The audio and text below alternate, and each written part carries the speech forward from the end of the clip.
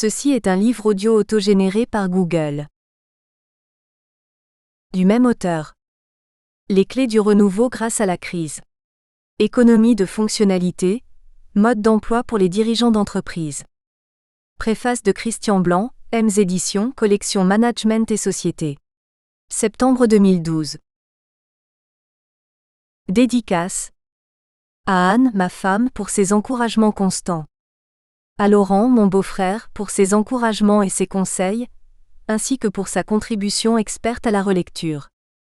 À Xavier, Christelle, Marion et Alexandre, mes enfants Hugo, Gabriel et Augustin, mes petits-enfants. À mes parents et grands-parents, qui ont structuré ma pensée. Les peuples qui oublient leur histoire sont condamnés à la recommencer. Goethe. Avant-propos. Jules Ferry est un personnage important de l'histoire de France. Il a de nombreuses places, rues, avenues à son nom. 53 collèges, 565 écoles maternelles et élémentaires le portent. Mais que peut-on dire spontanément le premier Français choisi au hasard? Sa réponse sera certainement un lien entre l'homme et l'école publique, mais au-delà? Une polémique a eu lieu sur son rôle dans la colonisation en diverses occasions. Que faut-il en penser? Et qu'a-t-il fait vraiment? Quelles leçons de sa vie pouvons-nous retenir? La vie de Jules Ferry va de 1832 à 1893. En ajoutant les origines de sa famille, une perspective politique à partir de la fin du XVIIIe siècle et jusqu'à 1914 qui marque la véritable fin du XIXe siècle sur le plan politique, on couvre tout ce siècle permettant de comprendre les fondements de la société d'aujourd'hui, sans du tout négliger les événements du XXe. Comme on le verra, les arguments des divers courants ressemblent étrangement, quand ce n'est pas mot pour mot, à ceux d'aujourd'hui. Et si l'on s'intéresse ne serait-ce qu'un peu à la politique, ou si l'on veut s'amuser au jeu des 7 familles politiques à travers les âges, on peut renommer les partis, les tendances, les courants du XIXe siècle au XXIe ou l'inverse. Ce jeu vaut le temps qu'on lui consacre et même bien au-delà. Ce livre n'est ni une apologie, ni une diatribe. Les faits sont ce qu'ils sont, et le lecteur sera bien assez grand pour porter le jugement qu'il estimera le plus judicieux. Il a l'originalité de présenter la vie, personnelle et politique, de Jules Ferry de manière chronologique. Aucun des livres qui lui ont été consacrés depuis plus d'un siècle n'ont respecté ce critère qui nous semble tout à fait requis. Un seul s'en approche, mais d'une part, lorsqu'il aborde un sujet, il le traite pleinement, ce qui fait perdre la logique de l'enchaînement des événements, et d'autre part, il est tellement apologique et centré sur le personnage que la compréhension du contexte disparaît. Or, comment comprendre une action sans l'insérer dans son contexte? Sans la chronologie, il est facile de passer sous silence des périodes entières, des comportements, des événements significatifs, qui objectivement, permettent de comprendre le personnage et son action. Si certaines périodes, certaines actions sont plus importantes que d'autres, rien ne doit être négligé ou omis pour rester objectif. Avant de porter un jugement, il faut s'assurer d'avoir tous les éléments, au moins les plus significatifs car nous ne prétendons pas à l'exhaustivité. Pour une appréhension facilitée des contextes, nous avons ajouté quelques annexes qui les éclairent.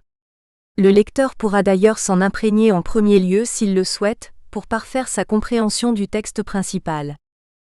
Ensuite, il faut faire la part des bonnes choses et des moins bonnes, voire des mauvaises. Le passé étant fixé à jamais, l'essentiel est d'en tirer des leçons. Inspirons-nous des réussites, des choix avisés, retenons aussi les erreurs pour ne pas les reproduire, et laissons les personnages de l'histoire à leur responsabilité dans le regard des hommes et dans l'au-delà. La vérité en toute chose est dans ses commencements. Platon, République. La vérité a toujours un pied chez l'adversaire. Aristote. Introduction, Jules Ferry, l'homme enfin présenté. 22 mars 1893, midi 45. Tous les grands corps de l'État entrent dans la cour d'honneur du Sénat. Simultanément, de nombreuses délégations envahissent les jardins du Luxembourg. Les hauts dignitaires de l'État sont présents et les plus importants, le président du Conseil Ribot, le président de la Chambre Casimir Perier, le vice-président du Sénat Bardoux, sont prêts à prononcer un discours élogieux à la mémoire de celui qui repose depuis 2 jours dans la salle des gardes, Jules Ferry. L'ambiance est solennelle, le lieu est orné de draperies noires à broderies d'argent rehaussées par des drapeaux tricolores. La bière a été déposée sur un catafalque recouvert du drapeau national, déjà utilisé pour rendre les honneurs à Gambetta, 11 ans plus tôt. Toute la journée du 21, 30 000 personnes ont défilé devant celui qui était déjà un monument. Les orateurs se succèdent, l'image de Jules Ferry sera désormais fixée pour longtemps. 15 heures. Le cortège en tête duquel se trouve le cercueil prend la direction de la gare de l'Est. Tout le long du parcours, la foule est silencieuse, elle qui à certains moments s'était tant agitée. Devant la gare, la troupe défile. C'est que ces obsèques sont nationales. La Chambre a voté par 296 voix contre 170 qu'elles seraient aux frais de l'État. Même Clémenceau a voté pour. Enfin le train part. Le lendemain, Jules Ferry sera inhumé à Saint-Dié après une nouvelle série de cérémonies dans le caveau familial, dans sa ville natale. Eh oui.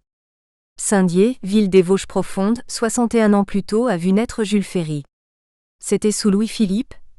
Et puis il y a eu la Révolution de 1848, la Deuxième République, le Second Empire, la guerre de 1870, la Troisième République, la Commune, la quasi-guerre civile sans armes sur la question scolaire et l'aventure coloniale. Jules a découvert Paris, connu les salons les plus cotés, les plus grandes responsabilités, côtoyé les plus grands. Il a aussi dû fuir Paris, a failli être tué plusieurs fois, il a été conspué, a rasé ses fameux favoris pour ne pas être reconnu. Sa vie est un vrai roman, celui des transformations de la France du IXe siècle. Il l'aurait voulu calme, tranquille bien que très laborieuse comme celle des paysans des Vosges. Mais il avait un but d'une autre nature, qu'il a atteint peut-être plus qu'il ne pouvait l'estimer au moment de sa mort. La vie est plus complexe que la terre à labourer, et le sillon qu'il a tracé, très profond, a pris aussi des chemins de traverse. Première partie, la jeunesse de Jules Ferry, 1832 à 1851. Chapitre 1 Les années d'enfance, dans les Vosges. En cette matinée de printemps, Charles-Édouard Ferry se dirige d'un pas satisfait vers la mairie de Saint-Dié. Il va y déclarer la naissance de son fils Jules, né la veille, le 5 avril 1832 à 2h45 du matin. C'est son deuxième enfant après une fille, Adèle, née 6 ans plus tôt en 1826. Il est accompagné d'un chirurgien, Quirin Lotz, et d'un médecin, François Jacquet. Lui-même est avocat au barreau de Saint-Dié. C'est un notable, comme l'était avant lui son père, son grand-père, et d'autres encore bien avant depuis au moins Paul Ferry, devenu en 1626 maître échevin dans le tout nouveau conseil de la ville de Saint-Dié. Son père, François-Joseph, qui avait été maire de Saint-Dié pendant 18 ans, avait épousé Marie-Françoise Wimpfen, originaire de Colmar et pourvue d'une belle dot. Charles-Édouard, quant à lui, avait épousé en 1825 Joséphine Adèle Jamelet, fille du président du tribunal de Rethel, dont la dot avait aussi rendu la vie agréable. C'est qu'en ces temps de monnaie stable, la gestion de patrimoine peut suffire à assurer l'aisance à une famille. La dot apportée par une fiancée conforte ou élève le niveau social. En l'hôtel de ville, pour la circonstance, c'est le maire lui-même, M. Victor Pau Sylvestre de Lomeau qui présente le registre et valide la déposition concernant Jules François Camille Ferry. Toutes les signatures apposées, les 3 hommes s'en retournent au domicile des Ferry pour fêter l'événement. Il s'agit d'une grande maison austère comme beaucoup de maisons des Vosges, au climat rude. Elle est difficile à chauffer l'hiver, mais aussi froide d'aspect, avec son grand escalier de pierre et son couloir obscur. Elle est située au numéro 60 d'une rue qui, une fois la République installée, deviendra la Rutière et à 2 pas d'une place qui depuis s'appelle place Jules Ferry. Ah. Monsieur Ferry dit Quirin Lotz, une jolie femme de bonne famille comme épouse, une fille et un garçon comme enfant. Vous êtes premier avocat au barreau de la ville, avec une clientèle estimable comme Monsieur Well, ancien conventionnel et aujourd'hui grand propriétaire terrien, vous êtes comblé. Vous êtes gentil Monsieur Lotz, répond Charles-Édouard Ferry. C'est vrai que je suis un homme heureux. Mais vous savez bien que mon cabinet représente une lourde charge. Les jours de marché particulièrement, les journées sont longues et intenses et les autres jours sont bien insuffisants pour traiter calmement la plupart des affaires qu'on a bien voulu me confier. Mais je ne me plains pas, bien au contraire, car mes affaires vont bien et j'apprécie l'estime que l'on me porte ainsi. Savez-vous, Monsieur Ferry, que cette estime vous autorise à envisager un mandat électoral ? Tous nos amis libéraux connaissent vos convictions très attachées à la philosophie des Lumières, en toute sagesse, comme Voltaire en a montré l'exemple. Votre père a été longtemps apprécié, et nul ne doute que vous ayez su déjà recevoir de lui une grande expérience. Je sais aussi par expérience justement, qu'il s'agit là d'une lourde charge et je ne sais si elle est compatible avec les affaires de mon cabinet et avec la vie familiale si agréable que je veux conserver. Je tiens beaucoup à veiller sur l'éducation de mes enfants. Il faudra bien que nous en parlions à l'occasion des prochaines élections, insiste le médecin. Mais pour l'heure, Jules n'est encore qu'un nouveau-né bénéficiant de toutes les attentions de sa mère et de la curiosité de sa grande sœur. Un verre à la main, les trois hommes bavardent. Et 8 ans plus tard, en 1840, les amis se retrouvent au cercle, comme chaque semaine. Il est vrai que l'ambiance a changé. Quirin Lotz et François Jacquet le savent bien, mais ils espèrent que les convictions de Charles-Édouard Ferry étant toujours aussi solides, il acceptera d'être leur champion. Monsieur Ferry, hasarde François Jacquet, les élections législatives approchent et vous êtes le meilleur candidat pour notre camp. Tous nos amis n'attendent que votre acceptation pour se mobiliser. Ah non, répond-il sur un ton de lassitude. Vous savez bien à quel malheur je dois faire face. Joséphine Adèle, mon épouse, est décédée il y a 4 ans, et depuis je subis des migraines qui gâchent mes journées. Il y a des moments où je ne peux me concentrer sur mon travail. Oui, j'avais le plus gros cabinet d'avocats de la ville, mais c'est désormais trop pour moi. C'est pourquoi je viens de le céder à mon neveu, Edward. Oui, dit Quirin Lotz, nous le savons. Justement, nous pensions que cela vous donnerait la liberté nécessaire à la campagne électorale, puis à votre mandat de député. Non, non, reprend Charles-Édouard Ferry, ces migraines diminuent trop ma capacité de travail. Et mes enfants? Charles n'a que 6 ans et Jules 8. Heureusement que j'ai Adèle qui assume remarquablement une grande partie de ce que faisait sa mère. Elle est admirable à l'égard de ses frères et soulage beaucoup Julie Pierrot, ma gouvernante.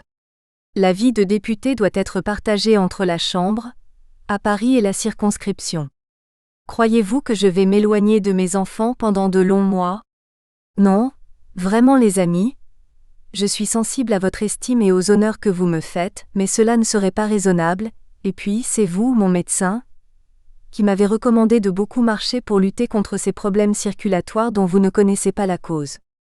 Avec les séances à la Chambre, les voyages entre Paris et Saint-Dié, où trouverais-je le temps de marcher et le calme pour supporter mes migraines? Nous comprenons, dit François Jacquet, prenant le relais de son ami chirurgien, c'est tout à votre honneur de prendre soin de vos enfants. Et c'est vrai, il faut tenir compte de votre santé. Sans elle, on ne peut rien faire. Mais il y a aussi les élections cantonales. Dans ce cas, vous ne quitterez pas le département, vous seriez chez vous tous les soirs et ce n'est pas une charge à plein temps. En dehors des séances du Conseil général, vous pourriez étudier les dossiers dans les meilleurs moments que laisserait votre santé. Voilà une sage proposition, renchérit Quirin Lotz. Allez, monsieur Ferry, reprend François Jacquet qui avait senti Charles-Édouard Ferry sensible à la perspective et à son argumentation, acceptez. Vous n'avez plus votre cabinet. Certes, vous continuez de gérer votre patrimoine, mais vous avez du temps, il ne vous faut pas rester seul à seul avec votre maladie. Elle est née avec le décès de votre épouse. Retrouvez une passion, elle déclinera. Peut-être, dit Charles-Édouard Ferry pensif. J'ai besoin de choses nouvelles, qui me fassent oublier un peu un passé si doux. Charles-Édouard Ferry n'a pas accepté formellement, mais la graine déposée va germer et il le sait déjà. Il a, ce soir-là, lu les journaux avec d'autant plus d'intérêt. Il ne pourra plus se permettre de laisser un sujet incomplètement connu. À 8 heures, il est de retour au domicile familial car toujours très ponctuel. Adèle, après s'être exercée au piano, s'active à quelques travaux de couture. Charles rêve devant ses leçons, tandis que Jules, passionné par tout ce que les études permettent de découvrir, s'applique. Charles-Édouard Ferry nourrit déjà quelques espoirs quant à Jules. Les enseignants sont unanimes. Enfant intelligent, toujours désireux d'apprendre même en instruction religieuse. Ce n'est pourtant pas sur ce point que son père se montre le plus exigeant. Il est vrai qu'Adèle influence encore fortement ses frères. Comme sa mère, elle est très pieuse alors que son père est non-croyant. Il n'est pas mauvais que les femmes aient un lien avec la religion, Les œuvres charitables sont uniquement religieuses et on ne comprendrait pas qu'une famille n'en soit pas pétrie. Charles semble aussi intelligent mais bien plus tourné vers le jeu, y compris physique, comme tous les garçons de son âge, que son frère. Celui-ci est plutôt chétif et évite les jeux brutaux. Il préfère dessiner, colorier, lire des livres d'histoire. À 9h, au son de la pendule, chacun range et la gouvernante Julie Pierrot invite les 3 enfants à rejoindre leur chambre. Agenouillés et sous la direction d'Adèle, ils récitent une prière puis rejoignent leur lit. Le dimanche, les Ferry se retrouvent en famille à la Tuilerie, que le grand-père François-Joseph gère encore. Un sacré personnage, ce grand-père, et toute une histoire, sinon un pan de l'histoire de France dans cette Tuilerie. Depuis le XVIIe siècle, les ancêtres étaient fondeurs de cloches.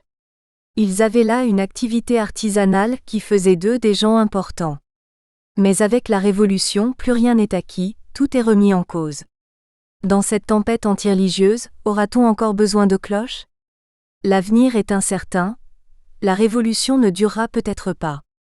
Mais ce qui est certain, c'est qu'il n'y a plus de commandes, plus de rentrée d'argent. En cette année 1791, la mère de François-Joseph, le grand-père de Jules Ferry, est veuve. Il lui revient de décider, d'agir pour assurer l'avenir, et il se trouve que la Tuilerie de Saint-Dié, propriété du chapitre, confisquée par le nouveau régime, est mise en vente au titre des biens nationaux.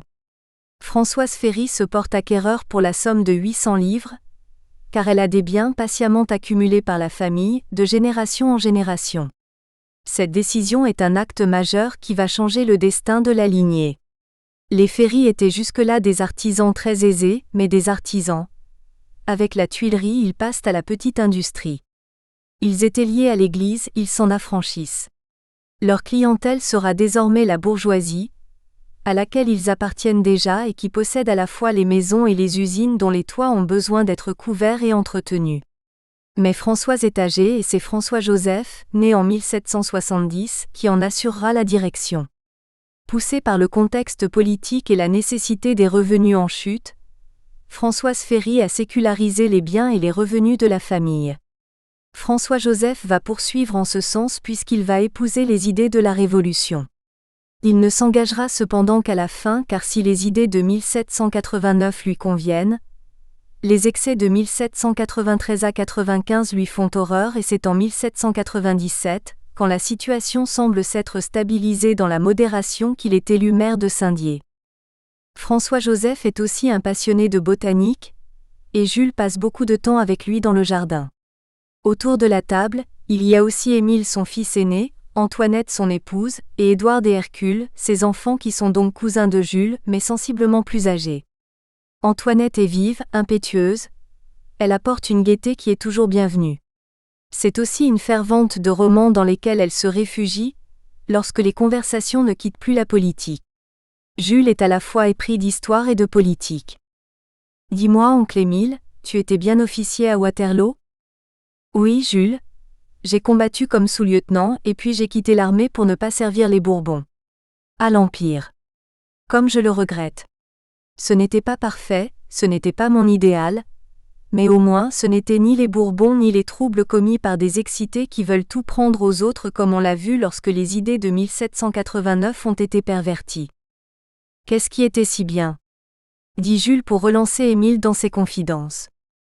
Les récompenses avaient lieu en fonction du mérite et non de la naissance. Et qu'est-ce qui n'était pas bien alors ? Oh ! Tu sais, il y avait beaucoup de choses bien mais comme je viens de te le dire ce n'était pas mon idéal. Et regardant Antoinette et Adèle, mes saints à moi, ce sont Rousseau et Voltaire, c'est la République.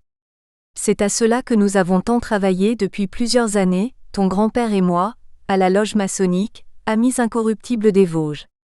Tu es un Ferry, Jules, et les Ferry sont profondément républicains. Il ne faudra pas que tu l'oublies. Chapitre 2 Strasbourg et la vie au collège, la Révolution de 1848, 1846 à 1850. Le collège de Saint-Dié avait été créé en 1809 par décret impérial et avait ouvert ses portes à 120 élèves le 3 novembre 1810. Jules Ferry, en 1846, termine brillamment ses études de seconde et le collège ne va pas au-delà. Son père, Charles-Édouard, tient à offrir à ses enfants les meilleures études possibles et compte tenu des résultats obtenus sait qu'il doit quitter Saint-Dié. Il veut s'occuper lui-même de l'instruction et de l'éducation de ses enfants, et exclut donc le pensionnat. Il n'a plus la charge de son cabinet. Mais il a été élu conseiller général en 1844 et ne peut donc s'éloigner beaucoup des Vosges, d'autant que son père décline et qu'il faut s'attendre à son décès, qui surviendra effectivement l'année suivante. Strasbourg apparaît comme un excellent compromis. L'Alsace est déjà chère à la famille puisque la mère et la grand-mère de Charles-Édouard sont alsaciennes.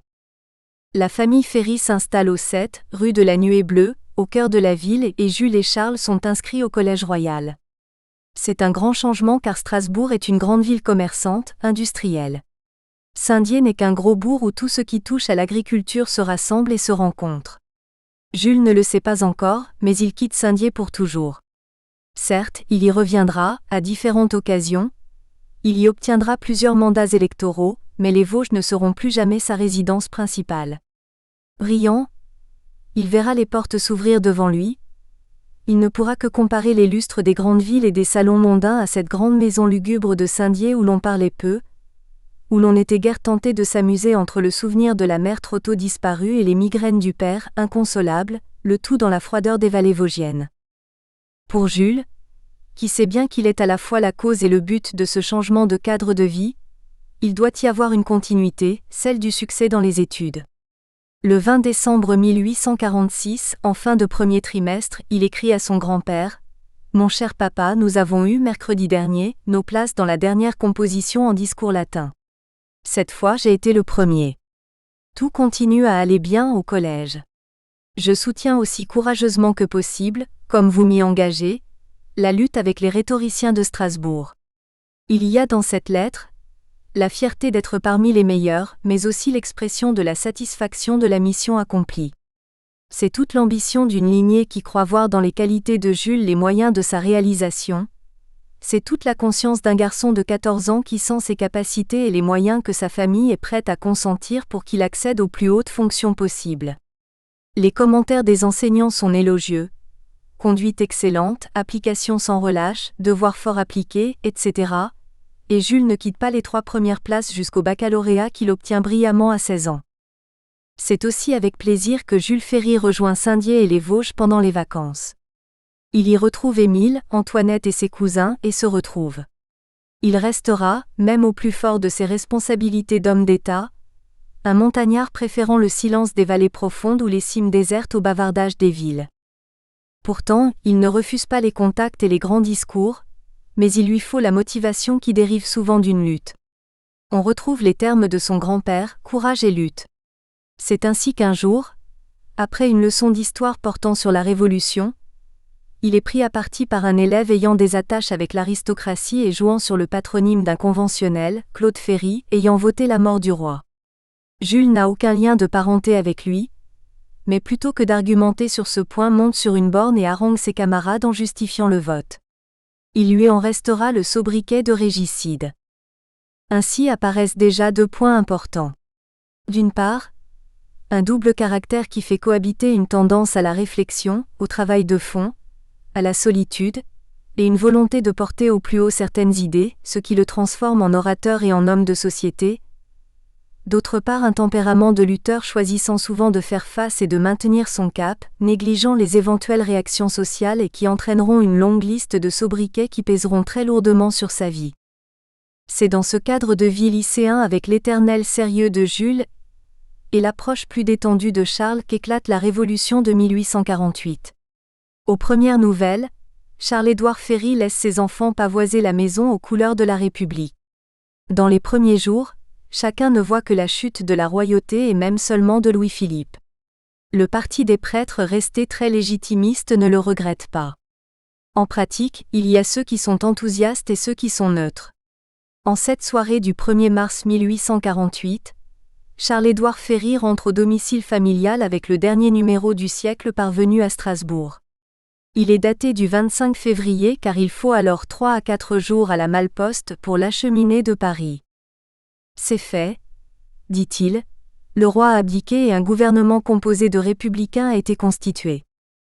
Jules se précipite et son père lui donne à lire le journal comme tous les soirs en ajoutant « Je l'ai lu en chemin, car j'étais évidemment pressé de connaître les nouvelles. » Jules dévore alors les pages consacrées aux événements, sous le regard de Charles, qui vient se placer juste derrière le fauteuil de son frère pour lire par-dessus son épaule. Charles-Édouard fait les 100 pas dans la pièce. Il doit toujours marcher, et cet exercice est un exutoire à son excitation. Après un moment de grand silence partagé entre les réflexions de Charles-Édouard et la lecture de ses 2 fils, Jules exprime son enthousiasme. Formidable. Un gouvernement républicain unitaire a été formé. Il n'y a plus de royalistes à la tête du pays. La République a été proclamée. Oui, répond son père sur un ton de victoire mais avec une certaine retenue. Quelle erreur, pour le gouvernement du roi, d'avoir interdit le banquet de la Garde nationale devant avoir lieu le 22 février. Non content d'interdire les réunions, ce gouvernement liberticide en est venu à interdire un banquet alors que ceux-ci étaient toujours autorisés jusque-là. C'est que, dit Jules en lecteur assidu du siècle, ils ont bien compris que les banquets étaient autant de réunions républicaines. L'année dernière, il y a eu 70 banquets et 17 000 participants. C'est bien cette certitude d'être nombreux, notamment à Paris, qui a conduit nos amis à remplacer le banquet par un défilé de protestations la veille de la date prévue, et le succès a été tel que le lendemain matin, comme vous l'avez lu hier, des attroupements se sont produits et des barricades ont été élevées. Et la Garde nationale a immédiatement pactisé avec les manifestants, ajoute Jules. L'oncle Émile va bientôt prendre le commandement de la Garde nationale. Il vient de nous l'écrire. Il faut dire, reprend le père plus pensif, qu'avec tous les scandales qui ont secoué le régime ces dernières années, il n'était plus respecté. Ah, dit Charles, beaucoup moins passionné par la politique que son aîné, et qui n'a encore que 14 ans, quel scandale? Mais oui, répond Jules qui connaît déjà ses classiques pour n'avoir négligé aucun article des journaux passant entre ses mains. Il y a eu corruption prouvée du président de la Cour de cassation, et aussi du général Cubière. Et puis, il y a eu l'assassinat de la duchesse de Choiseul-Praslin par son mari l'année dernière. De tout cela, les journaux ont beaucoup parlé. Mais papa, reprend-il en se tournant vers son père, je vous sens bien soucieux. Je le suis. Il faut bien avoir à l'esprit que ce gouvernement unitaire résulte de la fusion de 2 gouvernements républicains, l'un formé à la Chambre, après qu'elle ait été envahie, et l'autre à l'hôtel de ville, le tout en 2 ou 3 heures, 5 ou 6 pour inclure la fusion. Si je fais confiance au premier, je me méfie du second, qui n'est qu'un rassemblement de partageux, ces gens qui croient qu'il suffit de prendre aux riches pour enrichir les pauvres. Et quand il n'y aura plus de riches, il n'y aura plus d'activité économique, mais ils n'y pensent pas ou ne veulent pas y penser. Nous avons travaillé pour acquérir nos biens, les enfants. Il ne faut pas qu'on nous les prenne. Je crains l'anarchie. Jules, qui a déjà beaucoup de connaissances politiques, ne mesure pas bien les distinctions à faire entre républicains. La chute de la royauté est là, n'est-ce pas l'essentiel? Ses conversations avec l'oncle Émile, à la Tuilerie, lui reviennent en mémoire. Il ne le sait pas encore, mais ces différenciations seront l'un des éléments forts de sa vie politique. La chute de Louis-Philippe a de nombreuses causes. Le roi avait perdu le goût de l'action à la suite du décès de son fils aîné en 1842, et son entourage n'avait pas su lui proposer les initiatives qui auraient maintenu l'adhésion du pays au régime. L'opposition républicaine exaltait d'autant plus le souvenir de la Révolution de 1830. La plupart des paysans étaient légitimistes comme le clergé qui voyait les Orléans peu dignes de confiance, et le peuple citadin était bonapartiste en dehors des ouvriers acquis aux idées socialistes. Ainsi, le suffrage universel qui aurait pu sauver le régime de Charles X en 1830 ne pouvait rien pour Louis-Philippe. Les derniers jours de février sont riches de décisions avec la création des ateliers nationaux, chantiers non spécialisés ouverts aux chômeurs, et l'abolition des titres de noblesse. En mars, la journée de travail est fixée à 10 heures. De nombreuses grèves seront toutefois nécessaires pour l'imposer en pratique aux employeurs. Le principe du suffrage universel est voté, ainsi que la liberté de presse et de réunion. En avril, l'esclavage est aboli aux colonies. Des insurrections ont lieu à Rouen et Limoges notamment car la situation est profondément conflictuelle et instable. Les élections à la Constituante ont lieu le 23, et le 4 mai, la nouvelle Assemblée proclame officiellement la République. Cela aurait pu, ou dû, être une grande satisfaction pour la famille Ferry.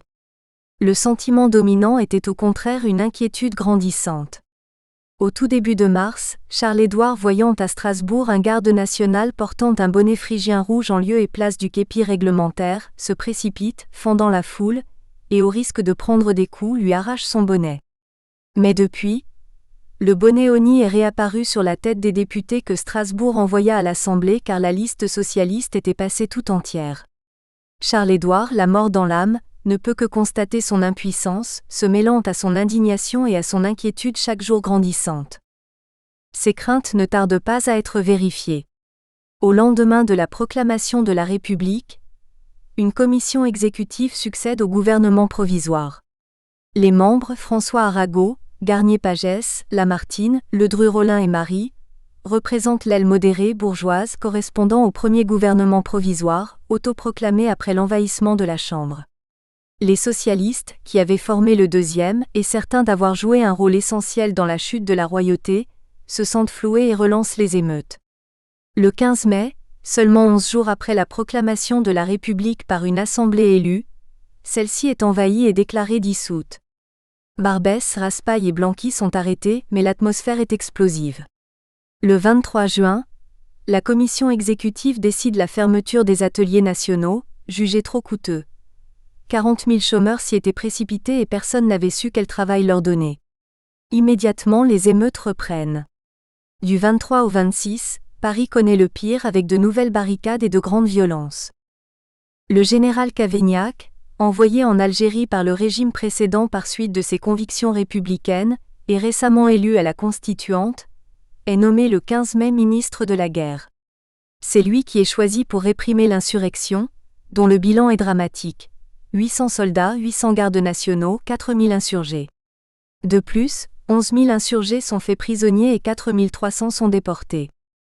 De tempérament toujours aussi fougueux, Charles-Édouard, apprenant l'attentat des clubs contre l'Assemblée ainsi que le développement des émeutes, décide de partir pour Paris. Mais une fois dans la diligence, les Ferry se disent qu'il s'était nécessairement déjà passé beaucoup de choses et que le temps de parvenir à Paris, le sort serait scellé. Arrivés à Schiltigheim, à 5 km de Strasbourg, ils décident de revenir à leur domicile et d'y attendre les dernières nouvelles. Charles-Édouard Ferry, à la suite de ces événements, rompt définitivement avec Lamartine qu'il trouve imprudent par le verbe et aventurier dans son action. Ces événements, par leur intensité et les réactions très engagées de son père, marqueront Jules Ferry pour toujours. Dans ses mémoires, Charles écrira qu'il situe à ce moment l'apparition de certaines convictions définitives de son frère.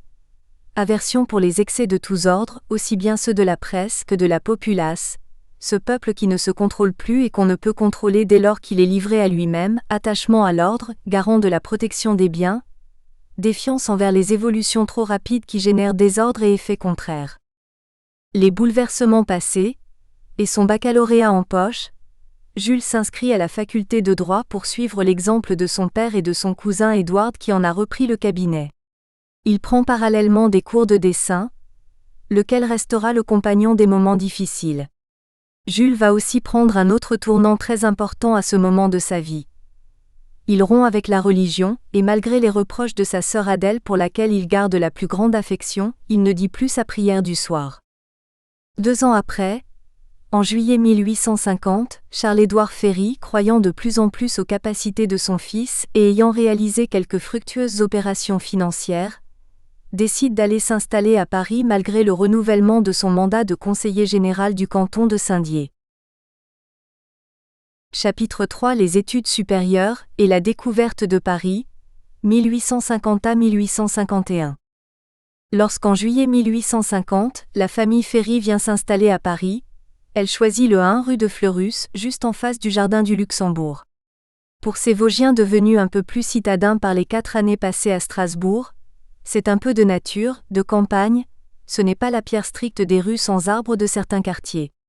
Et puis, c'est à 2 pas de l'école de droit, où Jules doit terminer ses études et du lycée Henri IV où Charles doit poursuivre les siennes. Enfin, c'est un quartier bourgeois. Les Ferry sont ici en harmonie avec une condition établie, et qui ne fera que s'affirmer. Les moyens existent, ils sont aussi le fruit d'une volonté farouche de se les donner. En juillet 1850, Paris est encore sous le choc de l'épidémie de choléra qui est née à Marseille en février, et qui, par la vallée du Rhône, est remontée jusqu'à Paris où en juin, elle a fait jusqu'à 600 morts par jour. D'autres auraient laissé passer une année, à l'abri d'une province encore non atteinte, Charles-Édouard a pris le risque. Comme en face du premier garde national portant le bonnet phrygien à Strasbourg, comme Jules accusé de régicide, il fait face et force le destin. Trait de caractère génétique ou influence du père, de toute une lignée ? Jules, en toutes circonstances, ne s'en départira pas. La situation politique a beaucoup changé, et comment ne pas la prendre en considération quand on parle des Ferry ? Les violences de juin 1848 et la répression de l'insurrection ont laissé des traces indélébiles dans l'esprit des Français en général et des Parisiens en particulier. Le 10 décembre 1848, Louis-Napoléon Bonaparte est élu triomphalement président de la République, avec 5,7 millions de voix contre à peine 1,5 au général Cavaignac, et des scores de pure participation aux instigateurs de la Révolution. 370 000 voix pour Ledru-Rollin, 36 000 pour Raspail, 18 000 pour Lamartine. Le 20 décembre, Louis-Napoléon Bonaparte a prêté serment et s'est installé à l'Élysée. Son vice-président est le comte Boulet de la Meurthe. C'est le fils d'un conventionnel régicide et ancien ministre de Napoléon Ier pendant les 100 jours. Il est à lui tout seul un lien avec la Révolution de 1789 et avec l'Empire. En mars et avril 1849, les principaux chefs révolutionnaires, ceux qui avaient tenté le coup de force du 15 mai, en déclarant l'Assemblée récemment élue au suffrage universel dissoute, sont jugés et condamnés à des peines de prison ferme allant de 6 ans à la perpétuité.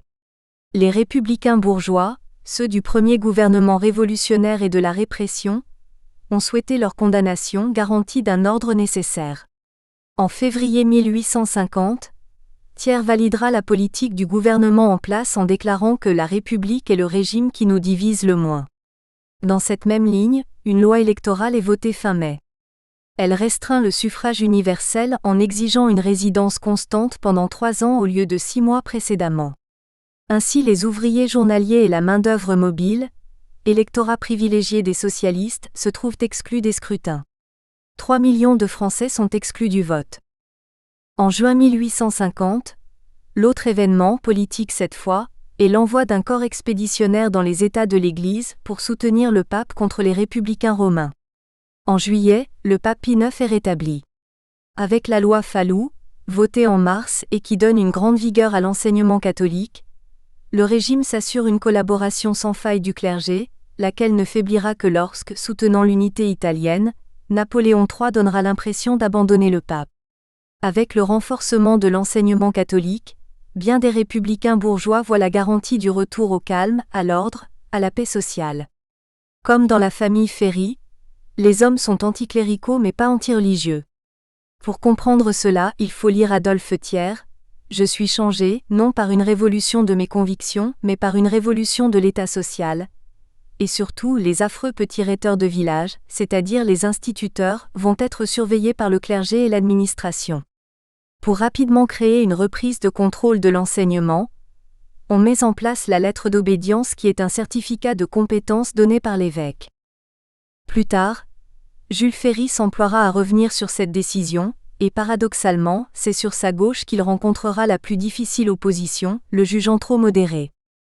Enfin, les royalistes entament des négociations entre légitimistes et orléanistes pour former un parti unique. Cette chimère compliquera la politique, et disparaîtra complètement, lorsque les orléanistes voteront la République en 1875. En effet, les orléanistes se révéleront plus proches des républicains que des légitimistes. Ces derniers sont une droite très marquée qui croit dans des valeurs spirituelles et aux liens indéfectibles et directs entre le roi et le peuple. Les orléanistes sont catholiques et royalistes par tradition, mais se situent au centre droit et sont donc très proches des républicains de centre-gauche comme Jules Ferry et ses futurs amis de la gauche républicaine. Tous ont des réflexes bourgeois et sont très attachés aux affaires qui leur semblent le plus souvent l'essentiel. Les Ferry sont pleinement immergés dans ce contexte politique. Jules passe brillamment sa licence à la fin de l'année universitaire 1850-51 et entame un doctorat l'année suivante. Mais de plus en plus passionné par la politique, il passe aussi de plus en plus de temps à l'Assemblée nationale, où il écoute les ténors de l'opposition, Michel de Bourges et surtout Berryer, monarchiste cependant, et dévore les comptes rendus des séances les plus critiques à l'égard du nouveau pouvoir. Ces deux passions le conduisent à envisager une carrière dans la haute fonction publique et, poussé par son père, pense très fortement au difficile concours du Conseil d'État. Survient alors un événement majeur, qui va peser sur toute la vie de Jules Ferry, le coup d'État du 2 décembre 1851. Jules et Charles le découvrent en sortant le matin, pour se rendre à leurs études respectives. Le jardin du Luxembourg est fermé et des soldats, baïonnettes au canon, font circuler les passants et demandent aux habitants de fermer leurs fenêtres. Ils reviennent alors à leur domicile.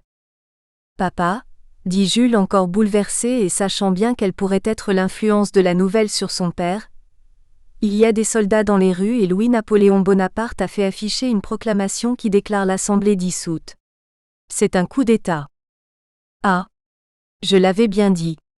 Nous allons avoir l'Empire, et l'Empire sans la gloire. Oui, vous l'aviez dit, mais à qui la faute ? Ce Bonaparte va tuer la République. Mais si les députés avaient agi intelligemment, nous n'en serions pas là. Ils n'ont pensé qu'à se quereller, pendant que le prince-président préparait son coup. Ils lui ont même facilité la tâche. Pourquoi donc lui ont-ils refusé de retirer la loi du 31 mai restreignant le suffrage universel ? Il en a tiré prétexte. Papa, vous savez bien, dit Jules, que cela permettait l'élimination de l'électorat des meneurs extrémistes des violences du 15 mai. Bien sûr, je sais. Mais Jules, crois-tu qu'avec les poignées de voix qu'ont eu ces fous à l'élection présidentielle, ils étaient encore dangereux ? Quelle aubaine pour ce nouveau Bonaparte d'apparaître comme le défenseur des petites gens, lui qui était déjà connu pour ses idées sociales avec son fameux livre sur l'extinction du paupérisme. Madame Daune, la belle-mère de M. Thiers l'a bien dit, son dada c'est le peuple. Et en prime, les députés apparaissent comme opposés au peuple. Ce sont nos amis qui pour certains sont en train d'être arrêtés, reprend Jules. Et parmi eux s'emporte Charles-Édouard, les larmes aux yeux, messieurs Well et Rézal, les représentants vosgiens. Que ne leur ai-je dit 100 fois ? Ils n'ont pas vu venir le danger malgré mes avertissements. Quel gâchis ! Et que vont-ils devenir ? Je tiens beaucoup à monsieur Well, vous savez. Monsieur Well, son meilleur client quand il était avocat, est resté un ami politique très proche. Jules et Charles décident de sillonner Paris, pour aller aux nouvelles. Il y a quelques violences, par suite des poches de résistance organisées place de l'Hôtel de Ville et rue du Faubourg Saint-Jacques notamment. C'est autour de la mairie du 10e arrondissement que Jules rencontre des soldats emmenant vers les prisons les députés cueillis au saut du lit, et parmi eux, il reconnaît monsieur Well. Dans un élan fougueux si typique des Ferry, il se jette à son cou, est violemment repoussé par les soldats et entend l'officier lui lancer « Toi si tu n'étais pas si jeune, on te ferait ton affaire ». Il écrira bien plus tard « J'ai vu des soldats égarés, soudoyés peut-être, fusiller sur les boulevards les républicains jusqu'aux passants inoffensifs. J'ai vu des ouvriers aveuglés ou inconscients ricaner sur le passage de l'Assemblée, qu'on menait à Mazas. » Le lendemain, il accompagne Madame Well à la prison de Mazas pour y rencontrer son mari, et voit les conditions précaires dans lesquelles sont placés ces personnages qu'il admirait la veille encore à l'Assemblée. Il jure alors une haine farouche à ce régime qu'il qualifie de dictature. Il se sent bien seul, lorsque le 20 décembre, 18 jours plus tard, le coup d'État est plébiscité par plus de 7,4 millions de voix contre 647 000. Selon le mot de Montalembert, la France avait soif de silence. On lui promit l'ordre et on lui donnera la richesse. Il faudra une défaite militaire pour que le régime s'effondre. C'est justement le jour du plébiscite, le 20 décembre 1851, que Jules Ferry s'inscrit au barreau de Paris, renonçant définitivement à son doctorat et jugeant sur les conseils de son père qu'il ne pourrait conserver son indépendance en entrant dans la fonction publique. Victor Hugo a marqué la mémoire de ce coup d'État par des écrits où brillait son talent, mais aussi sa subjectivité. Sans préciser ses sources, Il a affirmé un chiffre de 1200 Parisiens tués quand les sources les plus crédibles du moment et vérifiées dans le temps estiment les morts à 380 à Paris et environ 1000 dans toute la France. La comparaison avec les 5000 tués à Paris dans les journées de juin 1848, où le pouvoir était réparti entre révolutionnaires modérés et radicaux, parle d'elle-même. Proudhon, peu soupçonnable de sympathie très à droite, rejetait la responsabilité du bilan humain sur les républicains dû à leurs excès. Jules Ferry dira plus tard à propos de leurs successeurs, de leurs intransigeances, qu'ils ont poussé Louis-Napoléon Bonaparte au coup d'État. En 1850, Honoré de Balzac meurt. Victor Hugo le veille pendant ses derniers instants et lui fera un éloge funèbre. En ce temps-là, au moins de la part de Victor Hugo, le talent n'était pas jugé sous l'angle des positions politiques, car il est hautement clair que sur ce point ces deux grands écrivains divergeaient. Monsieur de Balzac était un des premiers parmi les plus grands, un des plus hauts parmi les meilleurs. Ce n'est pas le lieu de dire ici tout ce qu'était cette splendide et souveraine intelligence. Tous ces livres ne forment qu'un livre vivant, lumineux, profond, où l'on voit aller et venir et marcher et se mouvoir, avec je ne sais quoi d'effaré et de terrible mêlé au réel, toute notre civilisation contemporaine. Livre merveilleux que le poète a intitulé Comédie et qu'il aurait pu intituler Histoire, qui prend toutes les formes et tous les styles, qui dépasse Tacite et qui va jusqu'à Suétone, qui traverse Beaumarchais et qui va jusqu'à Rabelais. Livre qui est l'observation et qui est l'imagination, qui prodigue le vrai, intime, le bourgeois, le trivial, le matériel, et qui par moments à travers toutes les réalités brusquement et largement déchirées, laisse tout à coup entrevoir le plus sombre et le plus tragique idéal. Deuxième partie, Jules Ferry adulte, engagé dans l'opposition républicaine pendant le Second Empire, 1852 à 1870, sa vie privée riche d'aventures, d'expériences formatrices. Chapitre 4 Les débuts au barreau, et la pierre fondatrice en politique, 1852 à 1857.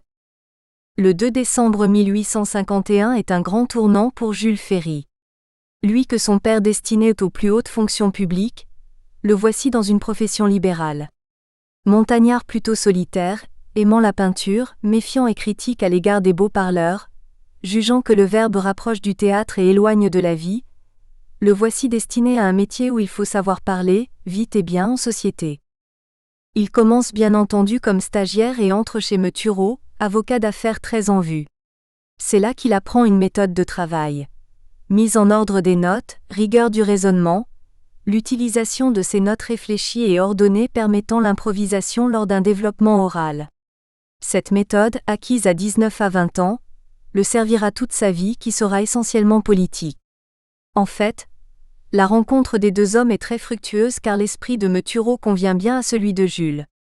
L'art oratoire chez lui n'est pas spontané. Il peut être excellent mais requiert une réflexion préalable, une construction logique de la pensée que l'improvisation orale, servie par une mémoire et une culture exceptionnelles, rendra moins scolastique, plus naturelle. Ses premières plaidoiries sont difficiles et rapportent peu. La première concerne un capitaine d'infanterie vosgien qui un jour quitta l'armée pour aller visiter Constantinople, emportant ses souliers à son cou pour ne pas les user. Jules Ferry le fait acquitter, arguant de ses troubles psychiques, mais n'en tire aucun profit car il a dû engager des frais pour aller plaider devant le Conseil de guerre de Strasbourg. Son second client a été introduit auprès de lui, par une connaissance de sa famille. Il gagne encore, et demande 10 louis, mais ne reçoit en paiement qu'une collection des œuvres de Chateaubriand. Le sens des affaires n'est pas inné chez Jules, qui a l'esprit tout à la politique. À la politique d'abord et avant tout, mais bien sûr aussi à d'autres choses, car Jules Ferry est un homme comme les autres. Il a notamment toujours été attiré par le dessin et la peinture, et lors de son séjour strasbourgeois, dès après le baccalauréat et pendant toutes ses études de droit, il a bénéficié des cours d'un maître alsacien du dessin, le vieux graveur Schuller. À Paris, il pratique la peinture en amateur éclairé et les peintres Schultz et Heilbus viennent souvent chez lui quand il ne leur rend pas visite dans leur atelier de la rue Notre-Dame-des-Champs. Il en gardera un œil expert, une connaissance artistique très forte complétée par une présence très régulière au Louvre, à la Comédie Française et à l'Opéra. Il trouve aussi dans les salons qu'il commence à fréquenter, une connaissance et un goût qui affinent le sien. C'est cette passion pour l'art qui le fait entamer son premier voyage à l'étranger, en 1853. Son choix se porte sur Venise, première étape d'une étude de l'Italie. Cependant, comme sur le plan oratoire, où sa performance, reconnue de tous, s'appuie sur le raisonnement et la connaissance plus que sur la spontanéité et l'appel à la sensibilité, ses contemporains définissent rapidement la limite de son art par un manque d'invention personnelle. À partir de 1855, il commence à voyager de manière très régulière, et rapporte de chaque voyage autant de dessins que de notes et de lettres adressées à son frère ou à quelques amis. Mais 1855 est une année charnière pour une toute autre raison. C'est encore un tournant dans sa vie. Il commence à être connu au palais, et est choisi pour prononcer l'un des 2 discours de rentrée de la conférence Molé, le 13 décembre. Berryer le recommande fortement, car il assiste très régulièrement et avec enthousiasme à ses plaidoiries. Berryer est monarchiste légitimiste, mais leur divergence leur semble sans intérêt en comparaison de leur commune opposition à l'Empire. Le sujet à traiter était l'influence des idées philosophiques sur le barreau au XVIIIe siècle. La qualité de sa présentation, sur le plan intellectuel, le fait remarquer unanimement. Son engagement dans une élégante hostilité au régime impérial le classe parmi les irréconciliables, c'est-à-dire ceux qui se placent dans une opposition non négociable au régime. De retour à son domicile, Jules voit son père, déjà informé de tout par Charles, le prendre dans ses bras. « Allons, je ne m'étais pas trompé sur ton compte. Que M. Berryer, ce très grand avocat, ce très grand orateur te fasse choisir pour un discours de rentrée et la reconnaissance de ta valeur. Et tu as superbement utilisé l'espace de liberté dont nous disposons encore. Je vous remercie, papa, et je suis très fier du parrainage de M. Berryer.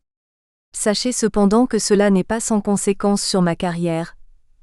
Un magistrat avec lequel j'avais jusque-là de bons rapports m'a bien indiqué que j'avais perdu toute chance de devenir substitut impérial. Que nous importe, Jules, reprend Charles-Édouard toujours aussi enthousiaste. Si nous avions visé une haute fonction publique, tu aurais tenté le concours du Conseil d'État. Ce n'est pas pour servir ce Bonaparte que nous avons renoncé. Tes qualités te feront réussir là ou ailleurs. Tu n'auras pas besoin de te soumettre pour réussir, et s'il faut patienter pour que la société te fasse la place que tu mérites, ce n'est pas grave, nous avons les ressources pour cela. Pour Charles-Édouard, qui a organisé la vie de famille depuis de nombreuses années, en fonction des espoirs qu'il fondait sur Jules, c'est la félicité, il se sent comblé. Cette pleine joie sera la dernière. Le 12 février 1856, 2 mois plus tard, il meurt.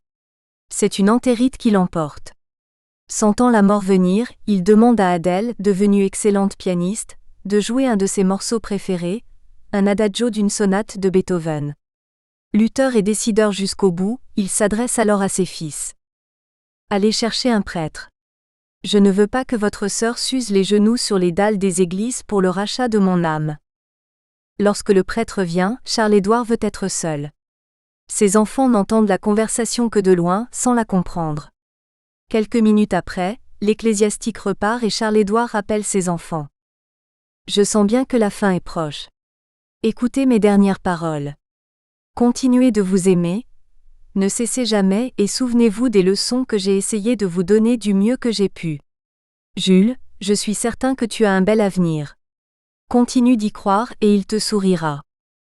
Le dernier soupir est un moment difficile pour les 3 enfants. Malgré les divergences de pensée et de caractère, la famille a toujours été unie. Elle le restera car les liens créés sont forts. Mais Adèle ne tarde pas à retourner à Saint-Dié pour se consacrer à une vie pieuse et charitable. Elle sait ses frères adultes, à 22 et 24 ans, et ne veut plus voir une vie qu'elle juge beaucoup trop éloignée de la religion, elle qui a tant fait pour qu'ils l'aiment autant que leur mère et elle-même. Pour elle comme pour ses frères, le problème financier ne se pose pas. Le patrimoine paternel permet par ses revenus, de mener un bon train de vie bourgeois.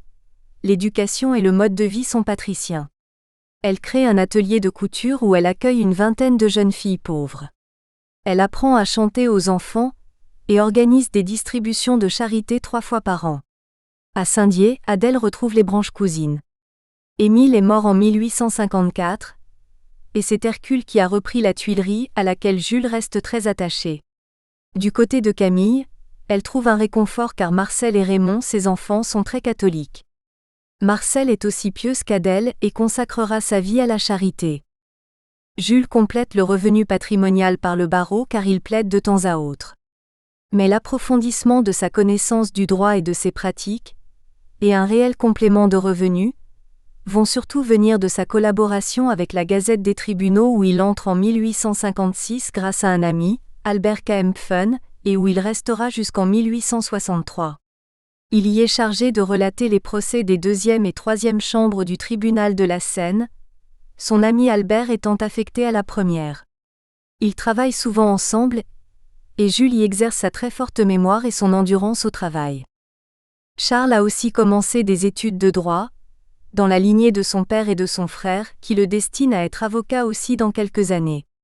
Mais à 23 ans, Charles prend la grande décision de sa vie. Il abandonne ses études et entre dans les affaires avec la ferme intention de faire fortune. Bien que doué, écrira-t-il plus tard dans ses mémoires, d'une imagination qui me faisait vivre dans les chimères, d'un dédain philosophique qui me faisait sourire à l'idée d'être quelque chose dans le monde, j'avais par les hasards de la vie été mis au courant de destinées qui, à l'âge mûr, étaient venues échouer misérablement contre les réalités, et le mal d'argent m'avait semblé être la maladie la plus redoutable, non pour la jeunesse mais pour la vieillesse. Et puis, je voyais Jules se lancer de plus en plus dans la science économique pure et dans la politique. Je m'enivrais du souvenir des 2 pagesses, le plus jeune disant à l'aîné : « Tu feras le nom et je ferai la fortune. » Je résolus donc à 23 ans, d'aliéner ma liberté et d'entrer en apprentissage chez un banquier. Sans prévoir les hautes destinées qui devaient un jour atteindre Jules, je m'applaudissais de lui assurer dans le présent les bienfaits d'une culture désintéressée et dans l'avenir l'affranchissement du joug de la question d'argent. Charles ne fait pas ce choix par hasard. Il sait qu'il a reçu de son père un savoir-faire quant à l'art de saisir les opportunités et de faire fructifier son patrimoine. Et puis, Charles-Édouard a su garder de très étroits contacts et c'est encore M.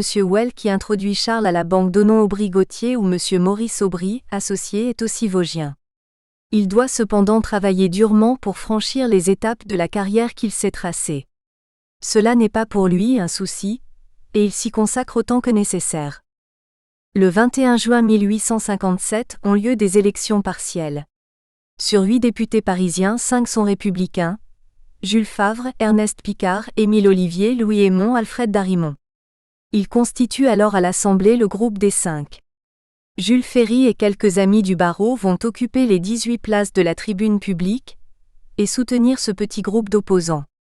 Ils vont l'encourager avec enthousiasme, parfaire leur culture politique, admirer et apprendre beaucoup d'émissions. Nous espérons que vous avez apprécié cet aperçu. Pour continuer à écouter ce livre audio sur Google Play Livres, utilisez le lien dans la description de la vidéo.